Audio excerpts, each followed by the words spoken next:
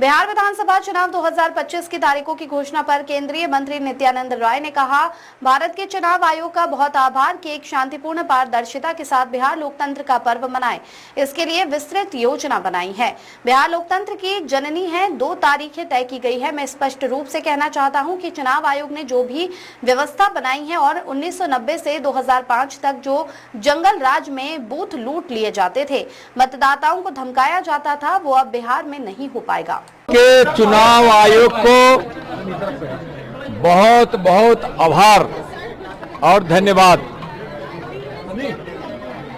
कि एक शांतिपूर्ण पारदर्शिता के साथ लोकतंत्र बिहार मनाए, इसके लिए विस्तृत योजना बनाई है। और बिहार लोकतंत्र की जननी भी है। लोकतंत्र की जननी वैशाली इसी बिहार की पावन भूमि में है। और जो 2 तारीखें तय की गई है वह बिहार के चुनाव के लिए बहुत ही अनुकूल है। और यहाँ बिहार के लोग राजनीतिक सोच के लिए पूरे देश में जाने जाते हैं। और मैं स्पष्ट रूप से कहना चाह रहा हूं कि जो चुनाव आयोग ने व्यवस्था बनाई है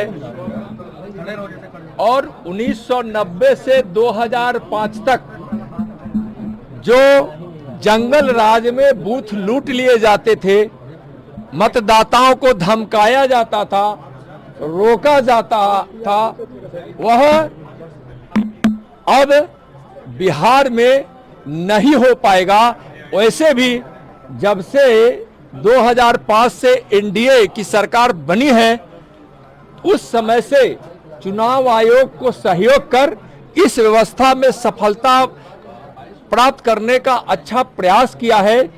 सफलता मिली भी है, लेकिन इस बार के चुनाव आयोग ने जो योजना और व्यवस्था बनाई है, यह स्पष्ट रूप से है कि 100% शांतिपूर्ण और पारदर्शिता के साथ होगा। बूथ लुटेरों की गुंजाइश नहीं और उन्मादियों की गुंजाइश नहीं, वोटर को धमकाने की कहीं कोई गुंजाइश नहीं। और उसने जिस प्रकार से सुरक्षा का, मतदाताओं की सुविधाओं का जो बंदोबस्त किया है, चुनाव आयोग को इसके लिए बहुत बहुत धन्यवाद। और जो 6 नवंबर और 11 नवंबर की तारीख चुनाव आयोग तय कर दी है, तो बिहार के लोगों ने भी 6 नवंबर और 5 नवंबर को यहाँ विपक्षी, परिवारवादी, भ्रष्टाचारी, जंगल राज के साथ उनके गठबंधन के लोगों यानी विपक्ष की पार्टियों का उस दिन सफाया की तिथि भी बिहार के लोगों ने तय कर दिया। जी, आप लोगों ने एक फेज की मांग की थी, भाजपा ने मांग की थी कि एक फेज में ऐसा नहीं है, ऐसा नहीं है, ऐसा नहीं है।